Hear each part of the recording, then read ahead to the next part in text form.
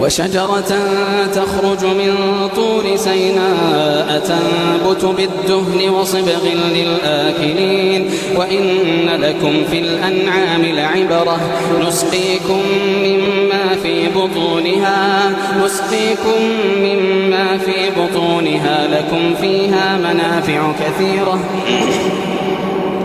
لكم فيها منافع كثيرة ومنها تأكلون وعليها وعلى الفلك تحملون